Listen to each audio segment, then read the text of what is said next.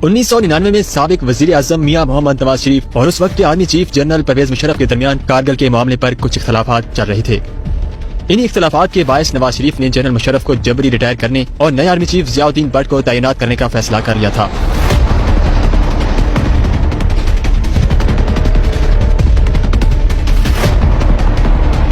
अक्टूबर 1999 को army chief Musharraf अपनी अहलिया समेत 2 दिन को दौरे पर श्रीलंका चले गए।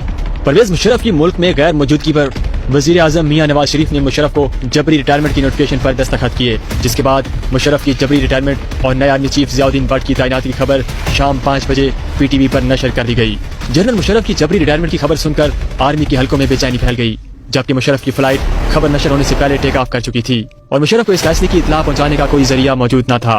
मुशर्रफ के जहाज PK-805 ने 6:50 पर कराची लैंड करना था, लेकिन नवाज शरीफ ने DG civil aviation authority Aminullah Chaudhry को मुशर्रफ के जहाज को पाकिस्तान में लैंड करने से मना कर दिया और यही हुक्म उस वक्त PIA के चेयरमैन साबिक वजीर आजम शाहिद खकान अब्बासी को भी दिया गया।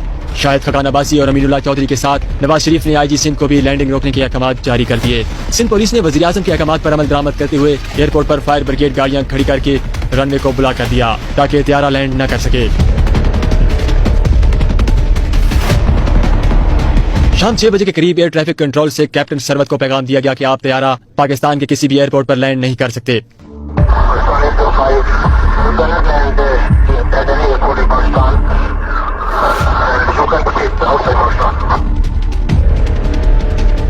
ये सुनकर परवेज मुशर्रफ के जहाज के कैप्टन काफी परेशान हो गए, क्योंकि जहाज में मुशर्रफ समेत 198 मुसाफिर सवार थे और जहाज में फ्यूल सिर्फ 30 से 35 मिनट की उड़ान का बाकी था। कैप्टन ने वापस पैगाम भेजा कि जहाज में इतना फ्यूल नहीं कि इंडिया के शहर अहमदाबाद एयरपोर्ट के अलावा किसी और मुल्क जा सके। नवाज शरीफ को जब जहाज के फ्यूल के बारे में बताया गया तो उन्होंने मुबैना तौर पर जहाज को अहमदाबाद एयरपोर्ट इंडिया ले जाने का कहा।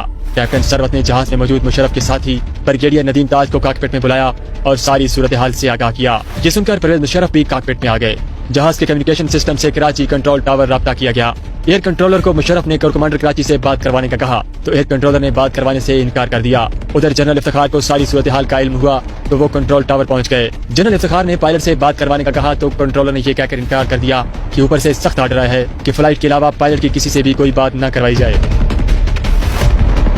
हालात लम्हा बलम्हा बिगड़ती जा रही थी। एयर ट्रैफिक कंट्रोलर का जवाब सुनकर जनरल इफ्तिखार ने उस पर पिस्तौल तान लिया, जिस पर कंट्रोलर ने पायलट से बात करवाई और जनरल इफ्तिखार ने पायलट को अहमदाबाद इंडिया जाने के बजाय कराची में ही लैंड करने का कहा।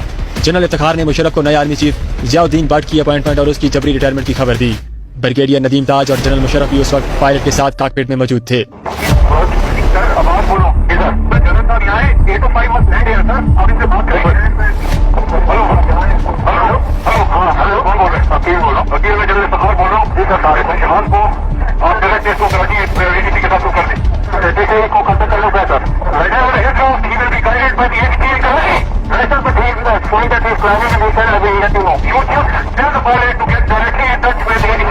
जनरल मुशर्रफ ने 7:32 पर जनरल इफ्तिखार को यह ऑर्डर किया कि 111 ब्रिगेड के corps commander Rawalpindi, lieutenant general Mahmood और जनरल अजीज, जो कि उस वक्त कोर कमांडर कराची थे, उनको कहें कि मुल्क पर टेक ओवर कर लिया जाए और किसी को भी मुल्क से बाहर न जाने दिया जाए।